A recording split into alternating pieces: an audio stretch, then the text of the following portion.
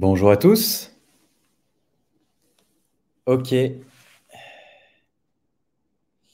c'est parti.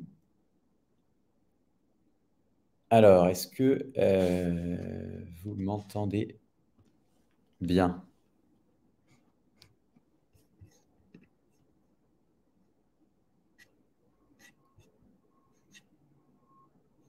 Alors,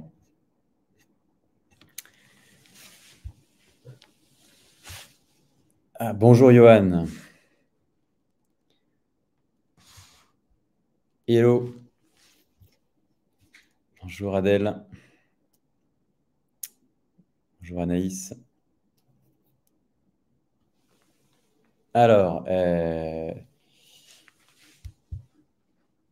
est-ce que vous m'entendez cette fois? Dites-moi juste en commentaire un petit oui. Je vois qu'on a déjà des questions qui sont notées. Trop bien. Hello. Ouais, bonjour à toutes et à tous. Bonjour Cyril. Bonjour Hubert. Bon, a priori, vous m'entendez. Super. On va patienter quelques petites minutes avant de commencer à répondre à vos questions. Ce que je vous propose, c'est d'ores et déjà de noter justement vos questions par écrit pour que je puisse les prendre de volet et y répondre au cours de cet échange qui va durer 45 minutes. Voilà, donc je vois qu'il y a déjà plein de petites questions qui sont venues. C'est trop cool. Plein de sujets. Voilà, c'est pas encore les vacances. On va parler immobilier, surtout le contexte actuel, j'imagine, en 2023, avant qu'on parte tous en congé bien mérité.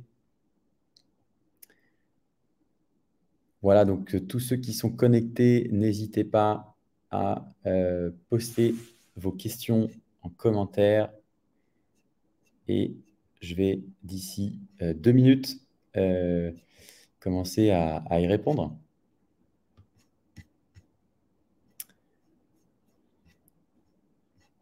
Donc, je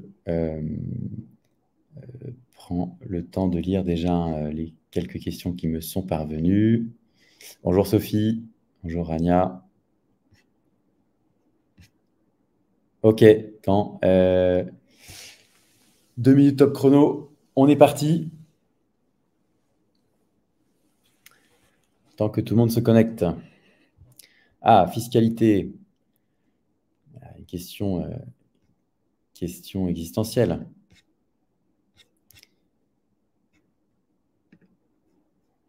Hop.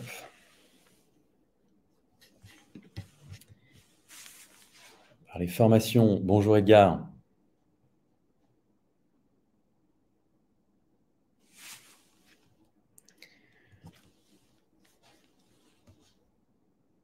Bonjour Youssef.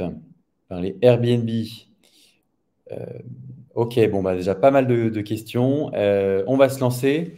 Voilà, donc nous, c'est la première fois qu'on organise ça avec vous, un live pour répondre à vraiment toutes vos questions sur l'immobilier, sur les tendances de marché, bien sûr sur 2023, qu'est-ce qu'il faut faire. J'imagine que c'est des questions qui vont sortir. En tout cas, si vous en avez, n'hésitez pas à les poster en commentaire. Ça me permet à moi et à nos équipes de sélectionner bien les questions que je m'apprête à traiter voilà, en live avec vous. Et bien, écoutez, c'est parti. Je vais commencer à ouvrir le bal par une question de Youssef. Hop, je l'affiche. Et ça sera la première question de ce live. Du coup, est-ce qu'il vaut le coup d'investir en Airbnb et prendre risque, vu que la réglementation pourrait un jour limiter la rentabilité et le nombre de jours de location?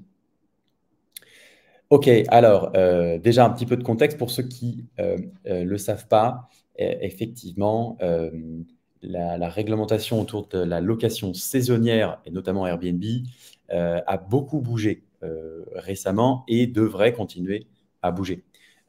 Ce qui se passe, voilà, je vais faire une généralité, c'est bien sûr variable selon les villes, les quartiers, mais ce qui se passe de manière générale à l'échelle de la France, c'est que de plus en plus de métropoles, de villes, euh, contraignent la location saisonnière.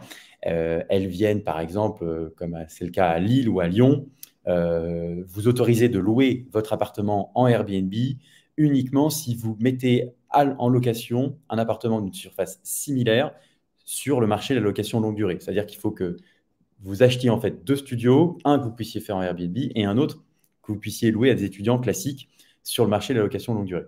Donc, bien entendu, c'est très rare sont les investisseurs qui se lancent là-dedans parce que ça ne fait pas forcément sens économiquement. Donc, c'est tout simplement juste une mesure pour euh, anéantir l'offre Airbnb purement et simplement.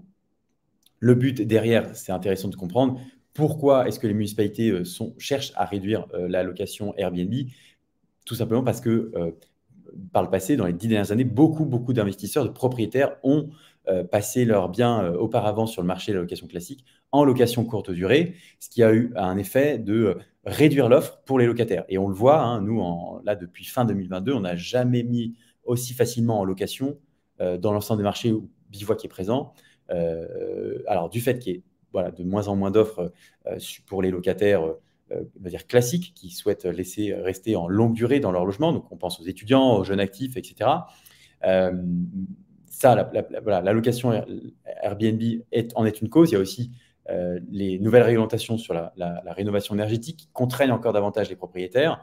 Euh, bref, du coup, tout ça mis bout à bout, voilà, toutes les villes ont le même problème. On ne manque pas de toits en France, on ne manque pas de logements, d'immeubles, mais il est vrai qu'il y a de moins en moins de biens proposés à la location. Pour la location longue durée, donc des baux classiques d'un an, 3 ans, en location meublée, en location nue.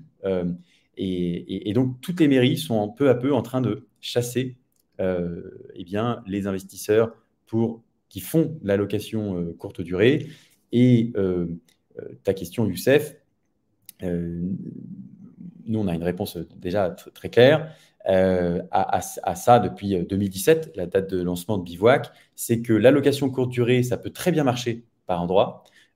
Par exemple, si demain vous investissez à Marseille ou à Nice, voilà, sur le littoral méditerranéen, euh, j'en ai d'ailleurs parlé dans une interview BFM la semaine passée, eh bien, il peut y avoir des super stratégies en location étudiante pendant 9 mois et puis on complète avec 3 mois de location Airbnb. Voilà. Euh, mais bâtir toute sa stratégie sur du Airbnb dans une grande métropole, du moins, dans une grande ville française, ça paraît être euh, très risqué, puisque même si vous êtes dans une ville où il n'y a pas encore de réglementation très contraignante, attention, c'est clairement pas dans l'air du temps. Voilà, elles vont peut-être tout y passer. Euh, on le voit même pas uniquement dans les grandes métropoles, hein, dans le Pays Basque notamment, on a aussi la même problématique. Les locaux ne peuvent plus se loger et donc les mairies, peu à peu, mettent en place des mesures restrictives pour limiter la réglementation, la location courte durée, parce que tout simplement la population locale n'a plus les moyens ou la possibilité de se loger par le manque de logement. Donc le Airbnb, pour résumer, oui, mais baser toute sa stratégie d'investissement uniquement là-dessus, je vais dire d'une manière générale, non. Attention, il reste encore des cas particuliers. Vous investissez à côté de Disneyland ou je ne sais où dans une tiny house dans la forêt. Peut-être effectivement que là, il y a des trucs à faire. Encore une fois, ça, c'est des marchés très spécifiques. De l'habitat atypique, je sais que ça marche super, mais ce n'est pas du tout le même type d'investissement que du locatif dans une grande métropole, dans une grande ville, où vous allez voilà, prendre peut-être un peu moins de risques. Euh, voilà, j'espère que ça répondra à ta question, Youssef. Euh, alors, plein de nouvelles questions qui sont arrivées depuis. Euh, on va commencer par laquelle? Euh, Hop, une question sur quelle stratégie privilégier en 2023 pour un premier bien? Immeuble de rapport, achat-revente ou T2 studio? Et ensuite, quel statut juridique? Alors, si je lis ta question, là, je vois que c'est un premier investissement. Déjà, achat-revente et investissement locatif. Bien sûr que l'objectif peut être le même, qui est de se constituer un patrimoine pour se mettre à l'abri pour ses vieux jours ou transmettre à ses enfants, etc. Mais c'est pas du tout les mêmes stratégies. J'ai envie de dire, achat-revente, donc faire du marchand de biens en 2023, c'est encore possible, mais c'est beaucoup plus compliqué qu'avant parce que le contexte de marché, vous le connaissez tous et toutes, les prix stagnent, voire baissent un petit peu par endroits, continuent d'augmenter, mais dans des marchés bien spécifiques. Donc, il faut vraiment une connaissance très fine de ce marché-là. Si tu te lances aujourd'hui dans 2023, que c'est ton premier investissement, à l'achat-revente, renseigne-toi bien. L'immeuble de rapport pour un premier investissement, nous, on l'a toujours dit, ça peut être des super opportunités d'investissement, mais l'immeuble de rapport, c'est plus de gestion. Vous n'avez pas le syndic qui travaille pour vous et qui va gérer votre immeuble, s'occuper des parties communes. C'est à votre place. Donc, certes, ça peut être intéressant parce que du coup, vous économisez les frais syndic, mais ce n'est pas pour autant que vous devez quand même entretenir votre immeuble. Donc, ça va coûter des frais. Pour un premier investissement, moi, j'aurais plutôt tendance à dire partir sur quelque chose de simple, facile à faire pour du locatif, effectivement une petite surface, un petit budget, on ne s'expose pas trop au risque. Demain, un immeuble de rapport, si vous avez 4 logements dedans, une toiture qui vous appartient à vous à 100%, vous avez un PET sur la toiture, c'est forcément des grosses charges et dépenses derrière. Donc, pour un premier investissement, faire les choses petit à petit. Faites-vous la main sur un premier investissement locatif, une petite surface. Passez ensuite à l'échelon supérieur avec peut-être d'autres appartements, une coloc, et ensuite on voit pour un immeuble de rapport. Je pense que c'est la bonne démarche. Les statuts juridiques, là c'est pareil, on a beaucoup de gens qui viennent nous voir parce qu'ils ont été abreuvés de contenu YouTube qui vendent du rêve sur effectivement la holding, c'est le meilleur dispositif pour investir. Oui, mais ça marche si vous êtes entrepreneur, si vous avez une activité qui génère beaucoup de dividendes à côté. Effectivement, une holding, ça on le dit depuis très longtemps, même à tous nos clients qui sont entrepreneurs, il n'y a rien de mieux, il n'y a rien de plus efficace. Si vous êtes salarié, vous travaillez chez SFR, vous n'avez pas d'activité auto-entrepreneur ou d'entreprise à côté, allez pas créer une holding pour acheter un studio. Ça vous vous coûter des frais en plus, une complexité supplémentaire et des frais d'expertise comptable. Donc, ça ne sert à rien. Optimisez, faites simple. Il y a déjà d'investissement en direct à titre de particulier des dispositifs aujourd'hui fiscaux comme le LMNP au réel qui sont très, très avantageux. Renseignez-vous là-dessus. Voilà. Et pour prendre la suite justement avec cette autre question, donc, quels sont les avantages fiscaux de la location nue? Là-dessus, c'est un vaste sujet. Vous avez, si demain vous investissez en direct, plusieurs choix entre la location nue et même au sein de ce régime-là, 2 options. La location nue micro-foncier, donc on va juste abattre 30% de vos revenus et vous allez payer de l'impôt sur les 70% restants. Ou alors la location nue au réel, où là, vous allez déduire vraiment les charges réelles de votre investissement. Ce dispositif-là, il peut avoir un avantage. Si vous avez fait par exemple beaucoup de travaux, vous pouvez vous retrouver demain dans une situation de déficit foncier où vous allez devoir, du coup, pouvoir, dans la limite de 10 700 € par an, déduire de vos revenus qui sont imposables à côté. Donc, diminuer l'impôt que vous allez payer issu de votre salaire et autres placements par ailleurs. Donc, ça peut être un des avantages de la location nue par rapport à la location meublée. Maintenant, sur le long terme, mais encore une fois, tout dépend de votre situation personnelle, de l'objectif que vous avez, etc. Nous, ce qu'on constate, c'est que si, par exemple, votre objectif, comme souvent, c'est d'investir dans le locatif, de porter l'appartement, l'immeuble, durant une quinzaine d'années, voire une vingtaine d'années, sur cette durée-là, la location meublée pour plein de raisons qu'on pourrait détailler, en LMNP au réel, c'est largement le plus intéressant. Donc, j'ai envie de dire, la location nue, il peut y avoir un gros avantage si vous payez beaucoup d'impôts par ailleurs, que vous avez fait une opération avec beaucoup de travaux. Là, effectivement, on peut se situer en déficit foncier. Ça peut avoir un intérêt. Sinon, allez privilégier la location meublée. Ça, c'est certain que ça sera plus intéressant. Voilà. Alors, j'essaie de les prendre dans l'ordre. Donc, plus vite vous postez vos questions, plus vite j'y répondrai. Le TRI est-il le critère le plus important? Alors, le TRI, pour ceux qui ne savent pas ce que signifie cet acronyme barbare, ça veut dire taux de rendement interne. C'est en quelque sorte la somme des cash flow, donc des flux financiers que vous allez générer sur cet investissement. Quand vous comprenez tout, vous comprenez l'apport que vous allez mobiliser à la base dès le départ pour acheter l'appartement, les loyers que vous percevez, les charges que vous devez payer également chaque mois, et également la revente d'ici quelques années. Voilà. Et c'est comme ça qu'on va calculer un TRI, c'est vraiment en prenant en compte tous ces flux financiers. Et effectivement, le TRI, ce n'est pas un critère, c'est un indicateur qui permet de juger la qualité d'investissement. Et ce qui est intéressant quand on calcule un TRI, c'est qu'on peut mesurer et comparer la qualité d'investissement par rapport à d'autres investissements qui ne sont pas forcément dans la même catégorie d'actifs. C'est-à-dire qu'on peut comparer le TRI d'un livret A et le TRI d'un investissement locatif. Et donc ça, c'est très intéressant.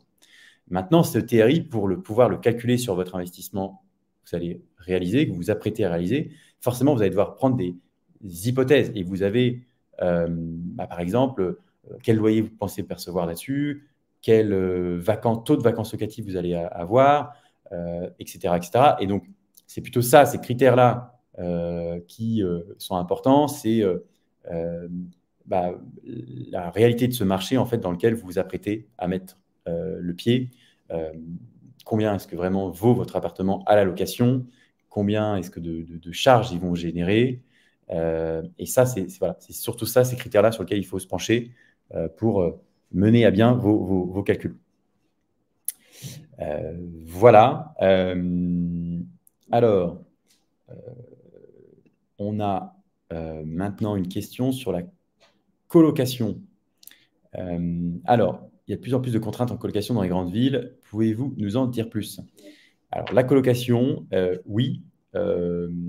Il y a de plus en plus de contraintes. Elle se nomme tout simplement encadrement des loyers. Qu'est-ce qui se passe dans la plupart des villes qui ont mis en place un encadrement des loyers? C'est que le loyer plafonné ne respecte pas du tout la réalité du marché de la colocation. Je dois revenir un petit peu en arrière et mettre un peu de contexte pour expliquer ce phénomène. Alors, déjà, comment est calculé l'encadrement des loyers? L'encadrement des loyers, il est calculé en observant en fait tous les prix moyens, tous les loyers moyens par exemple des studios, pour prendre un exemple de Lille. Voilà, si dans tel quartier à Lille, un studio se loue en moyenne 500 €, on va dire que le loyer de référence va être basé là-dessus. Donc, l'administration a observé le marché et en a déduit un loyer de référence qui est ni plus ni moins que le loyer moyen constaté. Ensuite, bien sûr, parce que chaque appartement est différent, chaque appartement dispose de qualités et de défauts différents, eh bien, le propriétaire a la possibilité d'ajouter à ce loyer moyen un complément de loyer qu'il doit justifier. Hein. Ce n'est pas juste à votre simple bon vouloir. Voilà. Donc, ça vous donne le loyer maximum en fait, que vous pouvez pratiquer au mètre carré sur votre appartement. Et quel est le problème qui se passe? Il y a deux principaux problèmes liés à ce calcul, cette méthode de calcul des loyers de référence de l'encadrement des loyers. C'est les loyers sous pente, parce qu'en fait, un studio de 30 mètres carrés habitable, mais qui fait que 15 mètres carrés Carrez, bien vous le louez peut-être plus cher dans la réalité que un loyer, un studio pardon, qui ferait que 15 mètres carrés habitables, voilà, parce que il y a quand même de l'espace voilà, avec les biens sous pente. Or, ce calcul de loyer de référence ne s'applique que sur la surface carrée. Donc, on se retrouve avec des biens sous pente où on a l'administration qui nous dit qu'il faudrait louer 30% moins cher. Donc ça, c'est un vrai problème. Et deuxième problème, ce sont les colocations. Parce qu'en fait, quand vous vous intéressez du coup au logement, par exemple, type T3, T4, T5, dans le lot, dans le panier, vous avez aussi des logements qui sont loués à des familles, avec des prix bien inférieurs à si vous louez chaque chambre séparément à 2, 3, 4 étudiants, par exemple. Et donc, dans le même panier, on a des prix de mise en location pour des colocations qui sont à ce niveau-là, et puis la majeure partie des logements qui sont loués à des familles à ce niveau-là.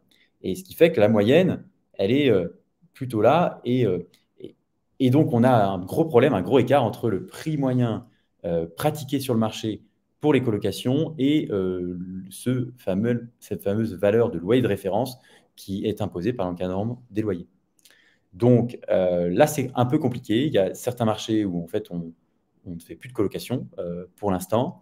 Pour autant, parce qu'on n'est pas dans les clous et on n'arrive pas à rentrer dans le cadre des loyers, pour autant, c'est selon moi, et ça n'engage que moi, c'est quelque chose qui va, voilà, une méthode de calcul du loyer de référence qui va devoir changer et évoluer dans les prochains mois, prochaines années peut-être, parce que c'est finalement il faut bien comprendre voilà, l'état d'esprit de l'administration, de l'État, des municipalités qui mettent en place ça. Ils veulent protéger les locataires, redonner un peu plus de pouvoir aux locataires. Or, ces mesures-là sont contre-productives, puisqu'ils viennent, par ce biais-là, supprimer des biens qui étaient mis en location par le passé à des étudiants, voilà, proposés en colocation, justement.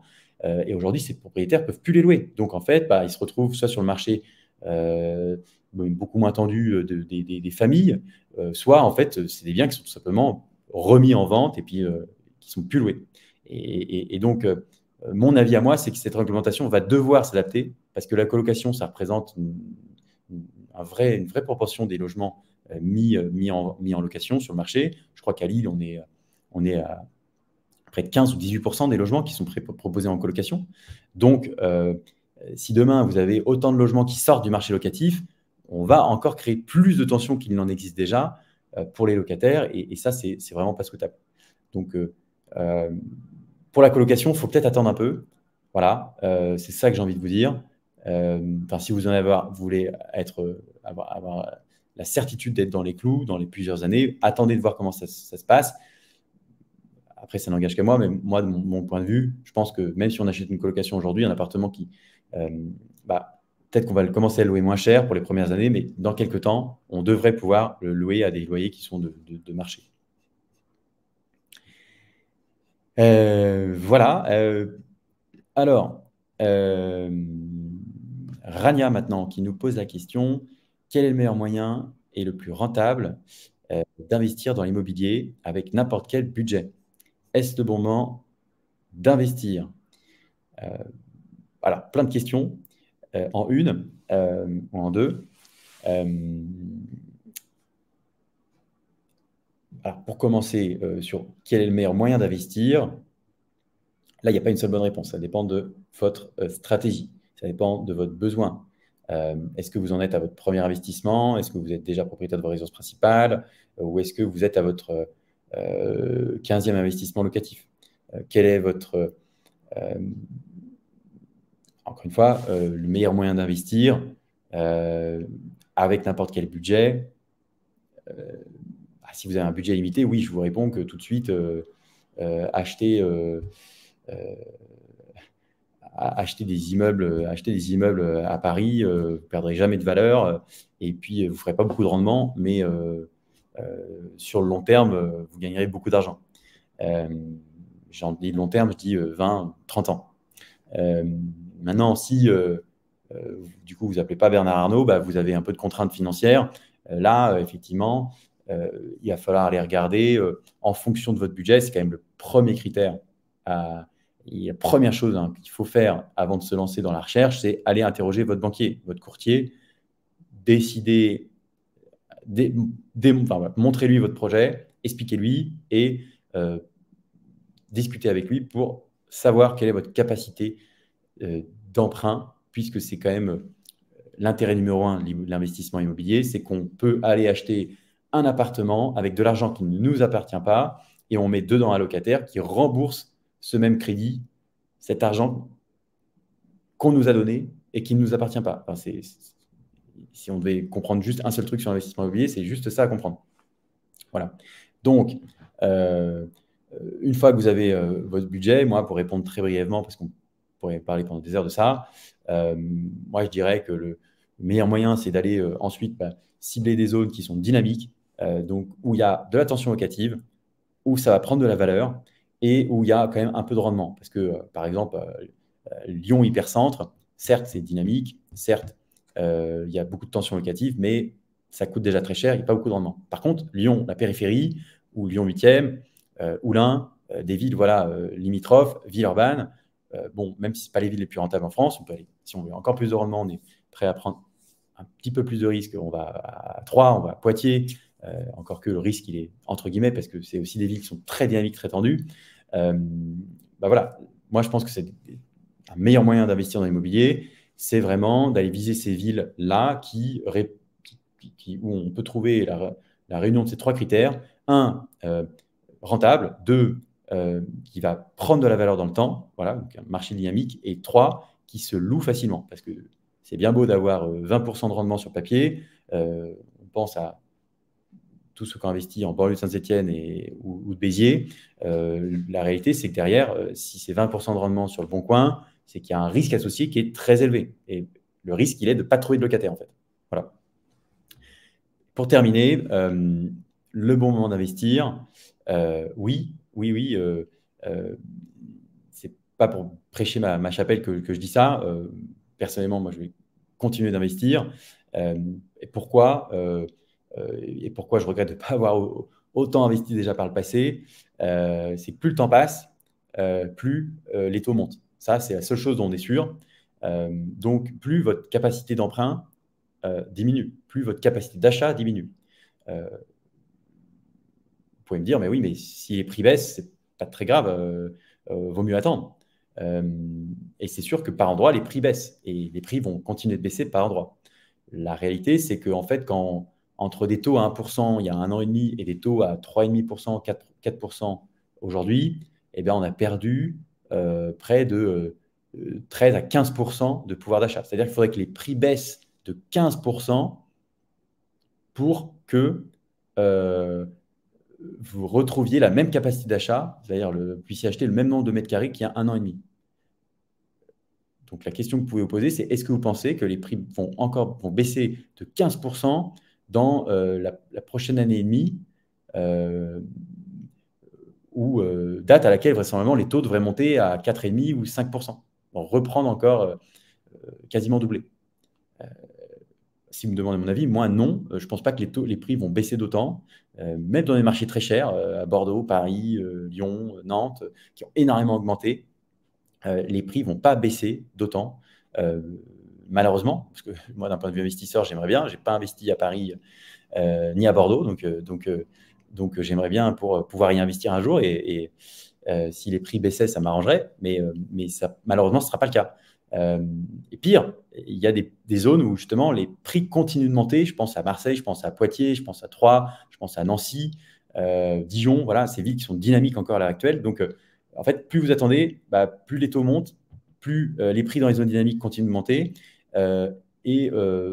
Finalement, dans ces villes aujourd'hui très chères, on ne peut pas vraiment miser, selon moi, sur une baisse de prix significative parce que malheureusement, ça ne va pas baisser suffisamment. Voilà.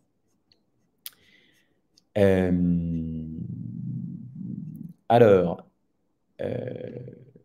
Edgar qui nous pose une question maintenant fondamentale sur comment choisir l'emplacement de son investissement locatif. Alors, ça c'est une très bonne question déjà, je tiens à le souligner, parce que c'est la base d'un bon investissement. Je me répète, mais un bon investissement, c'est la réunion de trois critères: rentable, prendre la valeur dans le temps et se loue facilement. Donc, forcément, se loue facilement et prendre la valeur dans le temps. où est-ce qu'on va trouver ça? C'est aux emplacements les mieux situés. C'est les emplacements les plus désirables pour les locataires comme pour les personnes qui veulent y acheter pour y vivre. Donc, l'emplacement, on entend souvent que la seule règle dans l'immobilier qu'il faut connaître, c'est la règle des 3 E, les emplacements, emplacements, emplacements. C'est vraiment là le point central de votre projet. S'il y a quelque chose sur lequel vous devez vraiment vous attarder et bien vérifier, c'est la qualité de votre emplacement. Est-ce qu'il y a de la demande locative? Oui, non. Est-ce que du coup, il y a, pour choisir du coup cet emplacement-là, est-ce qu'il y a, c'est qui votre futur locataire? Est-ce que c'est une personne âgée, un jeune actif, un étudiant? Donc, par exemple, si c'est un étudiant, allez regarder, est-ce qu'il y a des universités, des écoles à proximité? Si ce n'est pas le cas, au moins, est-ce que vous êtes bien relié? Est-ce que vous êtes bien relié à ces pôles, que ce soit l'hyper-centre-ville avec les commerces ou les centres commerciaux ou les zones d'activité où il y a des bureaux ou les universités et les écoles? Si vous n'êtes pas au pied de l'université, mais que vous avez un métro qui passe devant et qui vous y emmène en 5 minutes, peut-être que c'est quand même un super emplacement. Ensuite, allez regarder sur l'aspect prise de valeur, est-ce qu'il y a des projets d'urbanisme? Est-ce qu'il y a des projets de la ville pour redynamiser le quartier? Est-ce qu'il y a de la construction neuve dans le quartier? Pour plein de raisons, je ne vais pas détailler maintenant, acheter du neuf, c'est peut-être pas forcément une bonne idée, mais par contre, qu'il y ait des projets de promotion immobilière dans le coin, ça peut aider à redynamiser le quartier. Et ça, c'est des super choses, des super détails qui vont vous dire, c'est un quartier qui va peut-être prendre plus de valeur demain. Enfin, analyser le rendement. C'est le dernier critère. Est-ce que c'est un bon emplacement du point de vue rentabilité? Est-ce que vous avez quand même un loyer qui permet d'avoir suffisamment de couvrir toute partie de l'emprunt et quel est le rendement, du coup, le loyer que vous pouvez espérer sur le prix d'achat auquel vous envisagez d'acheter? Vous allez calculer ça assez rapidement. Et je pense que c'est l'ensemble de l'analyse de tous ces critères-là, il y en a plein d'autres, qui vous permettront de choisir le bon emplacement pour votre investissement locatif. Voilà. Alors, qu'est-ce qu'on a par la suite? Alors, comment fait-on pour visiter des biens off-market? Est-ce réservé aux investisseurs plus? Alors, qu'est-ce que c'est un bien en off-market? C'est un bien qui est mis en vente et qui est peut-être proposé à certains acquéreurs potentiels avant même qu'il soit arrivé sur le marché, on va dire, les plateformes qu'on connaît tous, Le Bon Coin, Se Loger, etc. Effectivement, bien souvent, des bonnes affaires, on arrive à les avoir parce qu'on a connaissance de la mise en vente d'un bien avant qu'il soit arrivé sur Le Bon Coin. Il s'avère qu'il y a aussi des très bonnes affaires à faire sur Le Bon Coin. Je peux témoigner puisque nous, ça nous arrive d'en trouver quasiment toutes les semaines. Mais c'est vrai que, par exemple, chez Bivouac, près de 35% des opportunités d'investissement qu'on propose à nos clients sont issues du marché, du off-market. On arrive à les récupérer parce qu'en fait, on a des chasseurs qui sont présents sur l'ensemble des villes qu'on a sélectionnées de 8h du matin à 20h le soir et qui vont tisser des liens avec des apporteurs d'affaires, tisser des liens avec des professionnels du métier, du marché local pour être les premiers à visiter l'appartement avant même qu'il y ait mis une annonce sur un Se Loger ou un Le Bon Coin. Et donc, si l'opportunité est très intéressante, c'est là où ça vaut le coup parce que nous, on peut l'acheter avant même que quelqu'un d'autre fasse une offre. Donc, est-ce que c'est réservé à des investisseurs plus? Non, il suffit de passer par le Bivouac, par exemple, pour bénéficier de ces opportunités en off-market. C'est aussi, vous pouvez y accéder également si vous faites connaître en fait simplement des professionnels du marché local, mais ça va prendre beaucoup de temps. Pas pourtant qui vont vous faire confiance, qui vont penser forcément à vous dès lors qu'ils ont une super opportunité. La réalité, c'est que nous, on le constate, c'est notre métier depuis plus de 6 ans, c'est que ça prend énormément de temps d'avoir une relation de confiance avec un agent immobilier, un apporteur d'affaires, et qu'en fait, c'est eux uniquement, après qu'on ait déjà lancé des deals avec eux, qui nous envoient les bonnes affaires. Et donc, ça met parfois des années. Donc, pour vous qui avez une recherche très spécifique, vous voulez acheter dans l'année 2023 à venir, c'est effectivement, malheureusement, vous aurez peu de chance d'avoir accès à ce genre de biens. Maintenant, si vous avez aussi une connaissance, un notaire, je ne sais qui est dans le marché, qui peut ou votre meilleur ami, c'est un marchand de biens, bon, bah, peut-être que vous aurez accès à ce genre d'opportunité.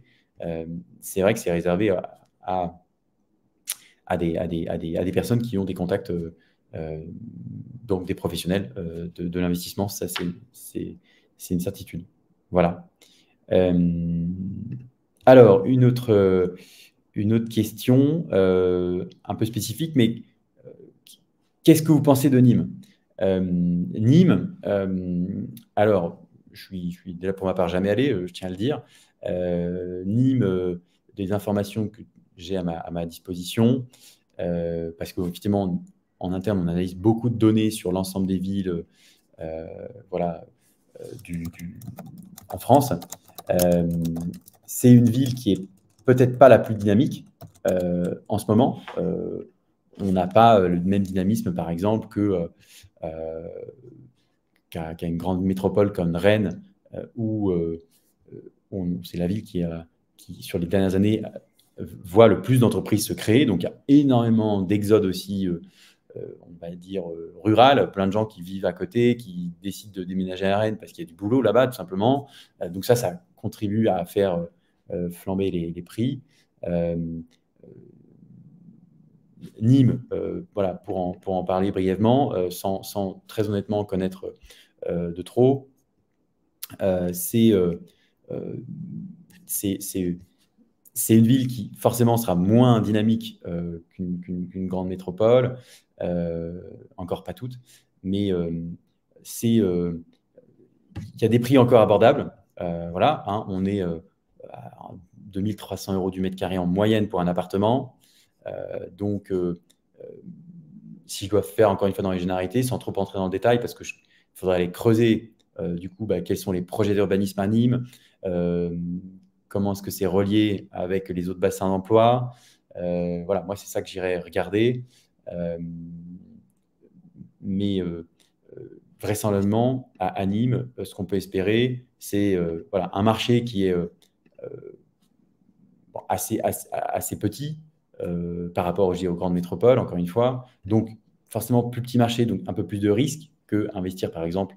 Voilà, je crois que c'est la question suivante. À Lyon est un marché où il y a énormément d'étudiants ou de jeunes actifs qui ne sont pas propriétaires, donc qui sont locataires. Donc, forcément, on prend moins de risques à investir dans Lyon que dans Nîmes. Mais c'est bien sûr pas le même coût.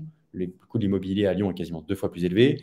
Les rendements ne sont pas au même niveau, ne sont pas 2 fois plus importants pour autant, parce que les loyers ne sont pas 2 fois plus chers à Lyon qu'ils le sont à Nîmes. Donc à Nîmes, vous pouvez sûrement espérer un peu plus de rendement, un peu plus de risques. En termes d'évolution de dynamisme de la ville, là, il faudrait s'enseigner un peu plus précisément. Il y a des prix qui ont pas mal monté. Je vois plus 18% en 10 ans, plus 25% en 5 ans. Donc, c'est qu'il y a quelque chose bah, on dit que tout le marché français a augmenté sur les 3-4 dernières années, mais ce n'est pas vrai. En fait, certaines villes ont énormément pris de valeur. Nîmes fait partie d'ailleurs de ces villes-là, mais il y a d'autres villes qui n'ont pas pris de valeur, voire qui ont vu leur prix baisser. C'est juste qu'en moyenne, effectivement, ça fait que on a l'impression en France, tout a pris. Voilà, Nîmes, je pense que c'est un marché qui peut valoir le coup de s'étudier. Il y a sûrement des opportunités à trouver près des facs, voilà, ou dans le centre. Ce qu'on constate, c'est que finalement, le centre de Nîmes n'est pas forcément les endroits les plus chers. Il y a des quartiers qui sont à l'extérieur qui sont peut-être un peu plus élevés, donc peut-être plus résidentiels, avec des biens un peu plus cossus, à aller creuser là-dessus. Je pense que ça, c'est important. Ce qui est certain, en tout cas, c'est que par rapport à Lyon, ce n'est pas du tout la même typologie d'investissement. À Lyon, on va être beaucoup plus patrimonial, beaucoup moins de risques. Sur le long terme, moi, je dirais que Lyon a forcément apporte des garanties sur une prise de valeur potentielle sur le très long terme, j'entends, qui ne sont pas du tout les mêmes qu'à Nîmes, une ville plus petite où il y a, voilà, je me répète, mais un peu plus de risques. Alors, qu'est-ce qu'on a d'autre comme question? Une question sur les ventes aux enchères immobilières. Ouais, n'hésitez pas à poser encore vos questions sur le marché ou sur les bases de l'investissement locatif j'y répondrai avec grand plaisir. Un cas très spécifique, les ventes aux enchères immobilières. Si vous avez un peu de temps, d'aller au tribunal un jeudi après-midi, pourquoi pas. Mon avis, c'est que, très brièvement, c'est pas impossible de trouver des super pépites. Voilà, ça arrive. C'est rare. Pourquoi? Parce qu'en fait, vous vous en doutez, si vous êtes en CDI chez SFR, le jeudi après, vous ne pouvez pas aller au tribunal pour assister aux ventes, ventes aux enchères. Donc, qui se présente à ces ventes-là? Déjà, qui connaît l'existence de ces dispositifs-là et qui sait comment se déroule une vente, etc. C'est principalement des gens qui sont très renseignés, des semi-professionnels, voire que des professionnels immobiliers, des marchands de biens, etc.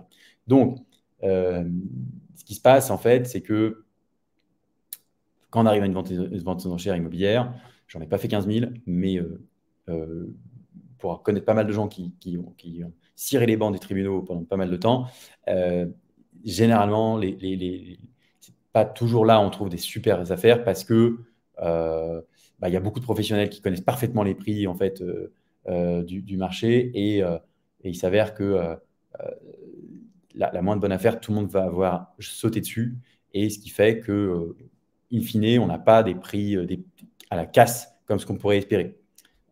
Voilà, donc tout ça, tout simplement ce que j'ai à dire.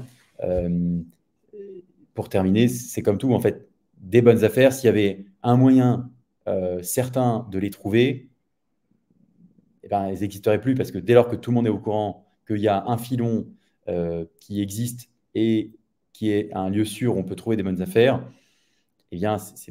c'est l'instant d'après, tout le monde est au courant et du coup, c'est plus des bonnes affaires parce qu'il y a trop de demandes et tout le monde arrive et tout le monde veut acheter tout au prix. Donc, pour trouver les bonnes affaires, ça demande du temps, ça demande en fait, quasiment d'en faire son métier. C'est pour ça que chez nous, chez Bivouac, on a des experts qui font ça à longueur de journée pour trouver les meilleures opportunités pour nos clients parce que c'est un métier. C'est un métier, si vous voulez trouver vraiment les pépites, si vous n'investissez pas beaucoup de temps, si vous n'êtes pas renseigné sur comment regarder, qui contacter, si vous n'avez pas un réseau, vous ne trouverez pas malheureusement les pépites à moins d'avoir un coup de chance. Voilà. On a également maintenant une question sur le rendement net de net. Alors, qu'est-ce qu'un bon rendement net de net? 5%, 8%, 10%. Alors, déjà, cette question-là, elle en amène une autre, c'est qu'est-ce qu'un rendement net? Qu'est-ce qu'un rendement net? Pour être franc avec vous, c'est même pour cette raison-là que vous pouvez regarder dans les rapports Bivouac qu'on envoie dès qu'on qualifie une opportunité, on ne présente pas la définition du rendement net parce qu'on le faisait avant et en fait, on s'est rendu compte que personne n'a la même définition. Donc, proposer quelque chose où en fait, les gens comparaient ensuite des choux et des carottes, ça n'avait pas de sens. Le rendement net, moi personnellement, du coup, depuis ce jour-là, je ne sais plus ce que c'est. Si vous avez votre propre définition, faites-vous votre Excel, calculez tout de votre côté et comparez en fait les investissements entre eux. Enfin, encore une fois, le rendement net de net, il n'y a pas un rendement net qui est bon et un autre mauvais. C'est un outil, c'est un indicateur pour comparer plusieurs investissements entre eux. Bien sûr qu'un investissement qui a un rendement net de net de 3%, c'est mieux qu'un investissement qui a un rendement net de 1%. Ça sert à ça, un rendement net de net. Et il faut le faire avec honnêteté et comparer chaque investissement avec la même méthode de calcul. Et voilà pourquoi j'insiste et dis qu'il n'y a pas un bon rendement net de net. C'est qu'encore une fois, si le rendement net de net ne suffit pas à qualifier la qualité de l'investissement. Si vous regardez à Perpignan, vous avez un rendement net de net, j'ai n'importe quoi, de 5%, mais qu'à Troyes, par exemple, ou à Poitiers, vous avez un rendement net de 4,5%, vous pourrez tenter de dire, oui, et Perpignan, c'est un meilleur investissement parce que j'ai 5 au lieu de 4,5. Mais dans la réalité de l'investissement immobilier, c'est qu'en fait, Perpignan, ce que vous ne regardez pas à cet endroit-là, c'est que Perpignan, il y a 15% de la population qui vit sous le seuil de pauvreté, que les prix de l'immobilier ne sont pas du tout appréciés et risquent de pas du tout prendre autant de valeur que c'est le cas à Poitiers ou à Troyes, et qu'en fait, il faut bien regarder au-delà de ce rendement net de net pour se rendre compte de la qualité de l'investissement. Et que si vous me demandez mon avis, moi, j'investis à Poitiers, à Troyes, mais je n'investis jamais à Perpignan, alors même que j'ai un rendement net de net plus élevé. Donc, je ne vais pas y répondre. Qu'est-ce qu'un bon rendement net de net? Parce que il n'y a pas de réponse à ça. Ça dépend de trop de paramètres à côté qu'il faut avoir en tête. Et on se rappelle, voilà, un bon investissement, c'est la réunion de 3 critères: prendre la valeur dans le temps, rentable et se loue facilement. Parce que, encore une fois, qu'est-ce que vous prenez dans ce rendement net de net? Est-ce que vous allez prendre aussi la vacance locative, les dépenses qui sont imprévues, les coûts de peinture que vous allez mettre entre 2 locataires, etc. Bon, là-dessus, chacun a son schmilblick et sa religion. Je laisse à chacun de définir correctement sa définition et d'avoir son outil pour comparer effectivement 2 investissements entre eux, en n'oubliant pas qu'un investissement immobilier, c'est aussi une prise de valeur potentielle et un pouvoir locatif. Voilà.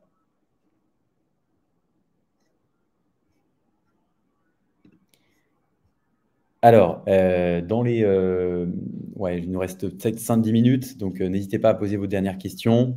Que penses-tu d'investir dans la résidence senior? Écoutez, très brièvement, parce qu'encore une fois, c'est un marché qui est très disparate, ça dépend de plein de choses. Je dirais je pense qu'il y a un vrai marché. Demain, il y a un vrai besoin. Il y a une population qui est vieillissante, c'est certain. Donc, je pense que investir dans la résidence senior, de ce point de vue-là, ça peut être une bonne idée.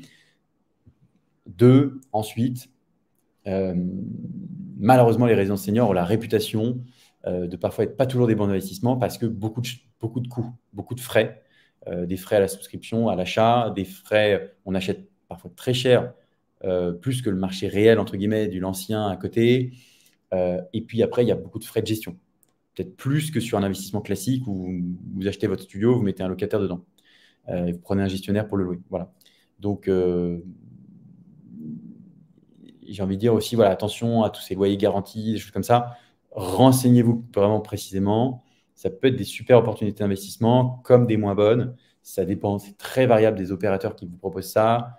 Mais ce qui est sûr, voilà, c'est que moins vous en faites, plus vous allez avoir des frais. C'est comme si vous passez demain par bivouac, forcément, vous avez des frais. Vous avez les frais bivouac parce que ça a un coût d'aller chasser pour vous, d'aller trouver, qualifier l'opportunité, de gérer les travaux, etc. Là, dans ces résidences seniors, ce que vous avez, c'est carrément un opérateur qui va développer le programme pour vous, gérer le programme pour vous demain. Finalement, vous êtes vraiment main et poing liés avec cet opérateur. Si ça se passe mal demain, s'il ne rend pas les rendements qu'ils avaient prévus, ça peut être un peu plus compliqué. Donc là-dessus, moi, ce que j'ai à dire là-dessus, je connais. Après, il faut aller vraiment étudier chaque opportunité au cas par cas.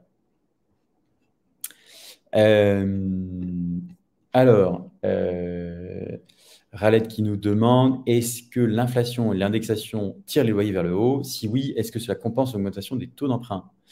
Très bonne question, parce que pour avoir été sur BFM il y a pas plus tard que la semaine dernière, je parlais avec les journalistes, il y a une étude qui est déjà parue, qui devrait paraître là, sur les prochains jours, qui montre qu'en France, malgré que l'État ait capé l'augmentation des loyers, l'État a dit, voilà, les loyers, normalement, ils suivent l'inflation de manière libre.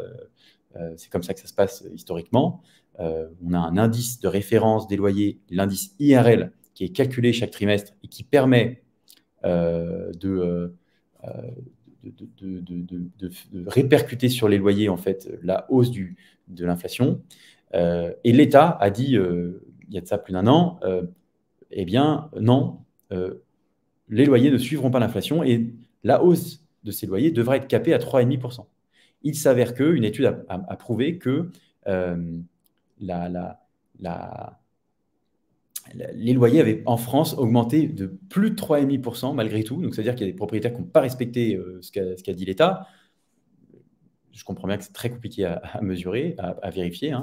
Mais les loyers ont effectivement augmenté beaucoup plus que... beaucoup plus, je crois qu'on était de l'ordre de quand même 4,5%, 5% d'augmentation sur un an des loyers moyens. Et c'est évidemment cette inflation qui tire ces loyers vers le haut. C'est aussi et surtout, on en a parlé en début de séance, cette pénurie de logements disponibles à la location. Et donc ça, voilà, tant que ça sera présent, tant qu'il y aura structurellement de moins en moins de logements mis en location à destination des étudiants, des jeunes actifs et j'en passe, eh bien, on devrait voir les loyers qui vont augmenter encore plus. Et c'est une très bonne nouvelle pour les investisseurs parce que d'un point de vue financier, effectivement, eh bien, ça va venir compenser l'augmentation des taux d'emprunt. C'est une moins bonne nouvelle pour les locataires parce que voilà, ça va leur coûter encore plus cher qu'aujourd'hui pour se loger. Voilà, j'espère que j'aurai répondu à ta question. Alors, pouvez-vous nous donner vos raisons pour pourquoi investir dans une petite métropole, c'est plus de risques, si elle est bien desservie, etc. Tout simplement parce que investir par exemple, je vais prendre des chiffres concrets, mais investir dans une ville comme Lille, c'est investir dans une ville où on a voilà, plus de 120 000 étudiants. Donc, la chance de trouver un locataire, elle est forcément plus forte que d'investir à Angoulême où on n'en a que 11 000. Voilà. Maintenant, tout ça est relatif parce que si il y a 20 fois plus de logements à location à Lille finalement qu'à Angoulême, donc finalement, il y a peut-être plus de compétition. On pourrait me dire qu'on a moins de chances de trouver un locataire parce qu'il y a plus de concurrence. Mais bon, structurellement, aujourd'hui, sur le marché, ce n'est pas du tout le cas. Il y a un déficit énorme de biens à louer dans la plupart des villes de France. Et donc, en fait, dans les grandes métropoles, là où il y a plus de viviers de locataires potentiels, c'est là où c'est plus facile de louer. Il suffit que votre bien soit un peu attractif, une belle déco et mis au bon prix, et vous le louez dans la journée, quoi. Ça dépend de la saisonnalité, bien sûr, mais en période actuelle, en juin, juillet, période de changement, de rotation de beaucoup d'étudiants, par exemple, c'est évident que vous louerez facilement. Ça ne veut pas dire que si vous n'investissez pas dans un bled de 3000 habitants, au pied de la seule université du coin, juste en face, vous n'allez pas trouver un étudiant facilement. Je dis simplement que c'est plus risqué. Si jamais demain, cette école qui est le seul pôle attractivité ferme, oui, votre investissement, il ne faudra plus rien derrière. Vous n'avez plus de locataires d'un coup. À Lille, s'il y a une école qui ferme, en fait, il y en a 100 autres qui sont encore présentes pour assurer une demande de locataires, vraisemblablement pour les décennies à venir. Voilà. Et puis, écoutez, je terminerai là-dessus. Ça sera la dernière question du jour. Laissez-moi en commentaire un petit message, savoir ce que vous en avez pensé, si vous avez des feedbacks, des remarques sur cette séance, si vous pensez qu'il faut qu'on en fasse d'autres ou sur des sujets précis. Si vous pensez qu'il y a des sujets qu'on n'a pas abordés, que vous aimeriez qu'on aborde une prochaine fois, n'hésitez pas à mettre un petit commentaire, ça nous aide beaucoup. Merci beaucoup. Et donc, pour conclure cette séance, une question de Laurent qui pense être fondamentale quand on se pose la question d'investir dans l'immobilier. C'est vrai que pourquoi est-ce qu'on entend que les prix de l'immobilier montent tout le temps? Alors, est-ce que c'est vrai déjà? Est-ce que ça va perdurer? Là, c'est mon avis que je vais vous livrer, mais je l'ai basé sur quelques années d'expérience déjà, et puis pas mal d'analyses également. Et bien sûr, je ne suis pas Madame Irma, donc je ne peux pas prédire avec certitude ce qui va se passer. Mais par contre, je me dois de vous faire part de ce que je pense vraiment au fond de moi. Moi, mon point de vue, c'est que oui, je mets ma main à couper. Ce n'est pas la première fois que je témoigne de ça dans un des lives d'ailleurs qu'on a pu donner par le passé. C'est que les prix de l'immobilier en France de manière générale ou dans les grandes villes, voilà, vaudront plus cher dans 20 ans que ce qu'ils ne valent aujourd'hui. C'est-à-dire que même si Paris aujourd'hui, on est à 10 000 euros du mètre carré, je mets ma main à couper que Paris vaudra 15 000, 20 000 dans 20 ans. C'est une certitude. Pourquoi? Pour plein de raisons. La première, c'est que avoir un toit au-dessus de sa tête, c'est quelque chose qui ne peut pas se disrupter. Ce n'est pas un besoin qui peut être remplacé par autre chose, tout simplement, soudainement. On a des évolutions sur le marché du bureau, par exemple, ou même dans la distribution. On n'avait pas Amazon il y a 5 ou 10 ans de ça, qui n'était pas du moins tant développé. Donc, on se disait, investir dans les supermarchés, dans les locaux, c'est une super idée. Mais alors, il y a plein de supermarchés qui ferment à l'heure où on se parle. les bureaux. On se disait, bah oui, il y aura forcément toujours besoin de bureaux pareils, etc. Puis le télétravail est arrivé, les visios, tout va. Et aujourd'hui, bah, on se rend compte qu'avoir des bureaux à Vélizy, en région parisienne, euh, c'est peut-être moins un bon investissement que ce qu'on avait imaginé. Parce que on galère à louer un peu plus, parce qu'aujourd'hui, les entreprises ont tendance à réduire la surface dont elles ont besoin pour des bureaux, parce qu'elles ont un tiers des équipes en télétravail tous les jours. Donc, elles ont besoin de 30% de moins de surface de bureau. Donc, si on a 30% de moins de surface de bureau, on est prêt à prendre plus petit, on est prêt du coup à peut-être se rapprocher des centres, rapprocher des endroits bien reliés, etc. Donc, attention quand on parle aussi d'immobilier, il y a plein de marchés immobiliers, le marché du logement, voilà, celui qu'on traite chez Bivouac, acheter un appartement pour le louer à un locataire, mais il y a aussi le marché du bureau, etc. Et moi, je vais vous parler du logement et ce marché du résidentiel, effectivement, oui, je pense que sur le long terme, ça vaudra plus cher. Pourquoi? Parce qu'en fait, avoir un toit au-dessus de ta tête, c'est un besoin qui est immuable, c'est un besoin fondamental et ce n'est pas demain, la veille, qu'on va accepter de vivre dans une boîte. Euh, alors vous allez me dire, ça arrive un peu au Japon, ils sont tellement pressurisés, on peut dormir dans une boîte pour quelques euros la nuit, mais je ne pense pas que quiconque veuille ça demain. Et donc, ça sera toujours un besoin là, présent, et il suffit en fait un peu comme l'art, pour un appartement voilà, situé avenue des Champs-Élysées, il suffit que pour cet investissement appartement, cette même adresse, il y ait deux acquéreurs qui soient intéressés au même moment pour que ça fasse monter les prix. C'est comme si demain, je prends souvent ce parallèle-là, voilà, avec le marché de l'art, Picasso, ses tableaux ont flambé depuis sa mort, la valeur de ses tableaux a peut-être été multipliée par 100. Pourtant, Pablo Picasso n'est pas revenu mettre un coup de pinceau dessus. Il n'est pas revenu améliorer les œuvres qu'il avait déjà créées.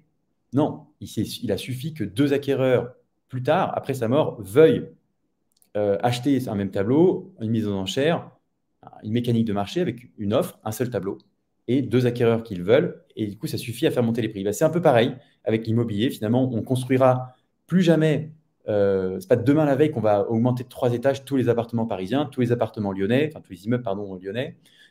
Donc, il y aura tous les immeubles à Marseille. On ne va pas monter de 3 étages tous ces immeubles-là. Donc, il y aura toujours structurellement moins ou une faible offre de logement dans ces endroits où il y a quand même beaucoup de monde, beaucoup de gens qui veulent y vivre, qui veulent y venir y travailler.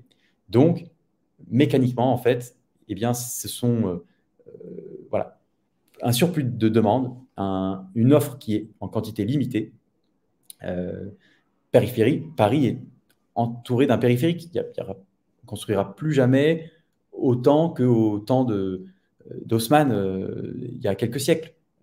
C'est terminé. Donc, il y a une quantité limitée de biens immobiliers où en face, il y a une quantité presque toujours croissante, parce qu'à Paris, maintenant, il y a les Chinois, les Américains, ils achètent à gogo, les Qataris aussi. Donc, c'est pour toutes ces raisons-là qu'en fait, demain, ces prix de l'immobilier ne peuvent qu'augmenter. Attention, c'est pas pour ça ils vont pas baisser par moment, comme on le voit à l'heure actuelle. À Paris, les prix baissent, mais ils chutent pas pour autant. On a quelques correctifs dans certains quartiers, et encore, il y a encore des arrondissements qui prennent de la valeur dans ce temps-là. Donc, sur le long terme, voilà, les prix peuvent que monter. Parce que l'immobilier, c'est le seul actif, encore une fois, que les gens comprennent. C'est le seul truc qui rassure. C'est le seul truc qui sera là pour votre retraite. Si vous investissez tout en bourse aujourd'hui pour votre retraite, vous n'avez pas la certitude que l'entreprise Tesla, Apple sont encore là. Par contre, a priori, votre appartement situé au 1 Champs-Élysées, il sera encore là demain. Donc voilà. Donc c'est pour tous ces ensembles de raisons-là que l'immobilier peut que prendre de la valeur sur le long terme. En tout cas, moi, c'est mon point de vue. Je ne sais pas ce que vous en pensez, dites-le moi en commentaire. Et puis, bah, sur cette note-là d'avenir, je vais terminer cette séance. J'espère qu'elle vous aura intéressé. On a fait 1 heure pile. Voilà, bah, dites-nous ce que vous en avez pensé. En tout cas, moi, j'étais ravi de pouvoir répondre à vos questions. Puis j'ai vu que juste qu'à vous souhaiter de bons investissements, bon été. Euh, et puis, je vous dis à très bientôt, à la rentrée, pour peut-être d'autres lives. Parce que oui, on va prendre quelques vacances chez Bivouac, mais on reste ouvert durant tout le mois d'août. Donc, si vous avez un projet en tête, n'hésitez pas à venir aussi solliciter nos conseillers, à vous rendre sur le site www.bivouac.com, bevoiac.com. Et puis, nos conseillers qui sont, pour certains, là en mois d'août, feront un plaisir à continuer de répondre à vos questions et à vous aider à définir vos critères pour lancer vos projets. Voilà. Merci beaucoup et très bon été à vous tous.